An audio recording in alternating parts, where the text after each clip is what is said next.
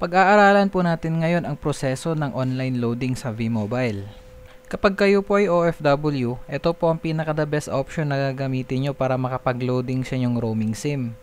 Ang online loading po ay libre at walang bayad, hindi po gaya ng roaming SIM na kapag ginamit niyo sa paglo-loading ay makakaltasan kayo ng 15 pesos sa inyong regular load.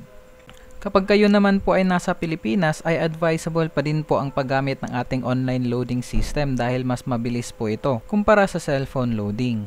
Unang-una nyo pong gagawin, i-visit lang po kayo sa ating online website na www.loadextreme.ph.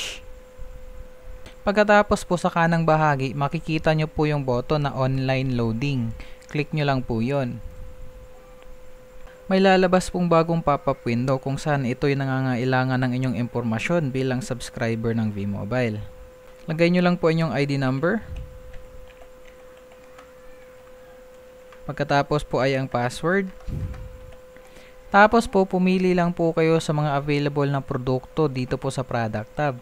Andyan po yung broadband internet card, cellphone cards, meron din pong ABS-CBN Vote cards, internet dial-up cards, landline.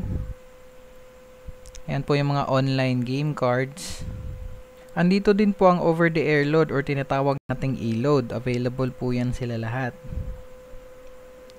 At saka yung ating MyTurf load ay nasa pinakailalim po. Andyan po yung ating MyTurf load.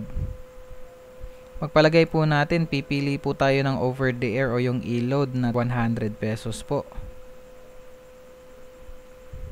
Yan pong Smart E-Load 100. Lagay nyo lang po yung cellphone number na inyong loloadan po.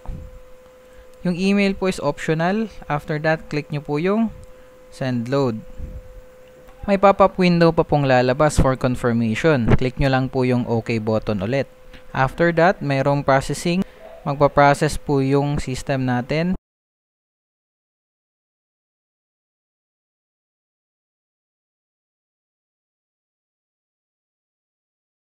Pagkatapos po ng processing, click nyo lang po yung OK button ulit at babalik po siya sa previous window po.